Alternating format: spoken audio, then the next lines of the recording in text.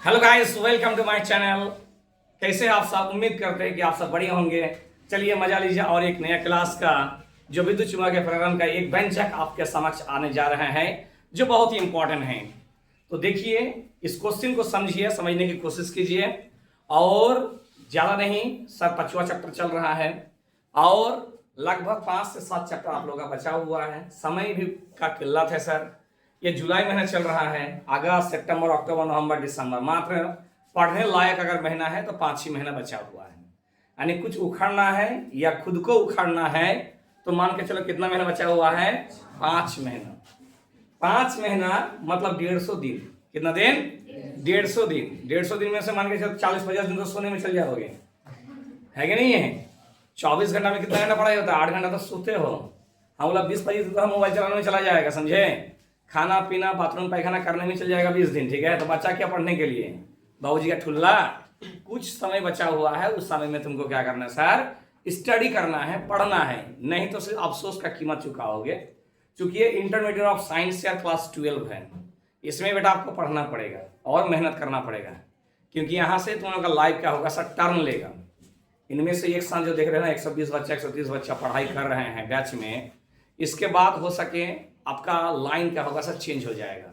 और यहाँ पे जो हंसा वो फंसा, और ऐसा फंसा कि जीवन में या तो सर्टिफिकेट बन जाएगा, एक लेबर बन जाएगा, लेबर सरनी बन जाएगा, या तो एक बहुत बड़ा राजमिस्त्री बन जाएगा, नहीं तो एक टोटो का चालक बन जाएगा, नहीं तो ऑटो का चालक बन जाएगा। मैंने pilot of Toto, pilot of auto. और उड़ाएगा एकदम सा सा करके उड़ाएगा, ठीक है?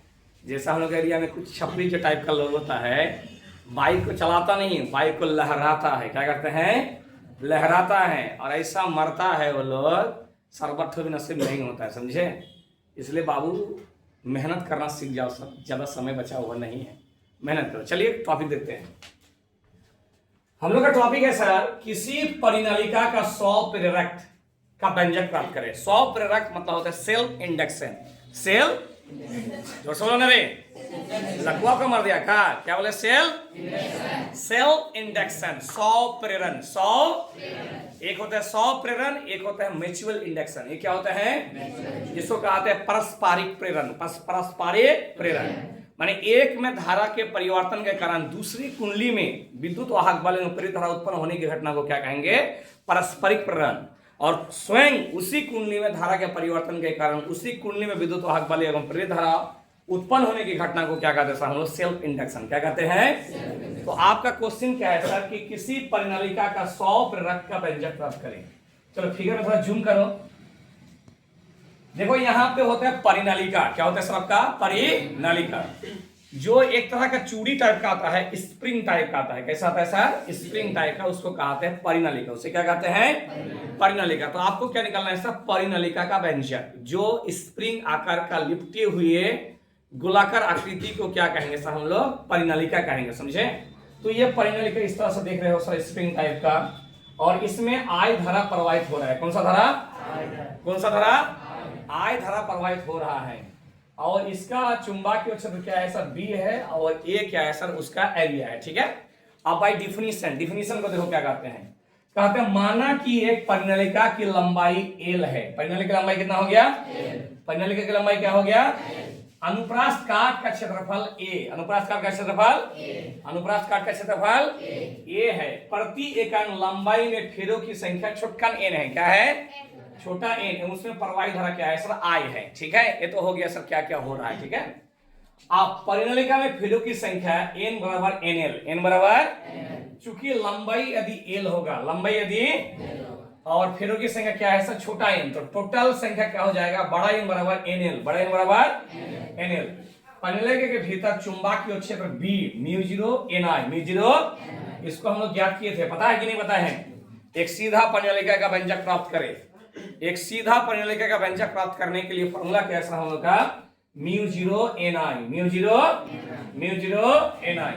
अब परिनालिका के प्रत्येक फेरों से जुड़े चुंबकीय फ्लक्स, चुंबकीय फॉर्मूला क्या है? B dot a. B dot, इसको जूम करो, बी डॉट, तो बी डॉट ए क्या होगा? B a cos 0। B a cos 0।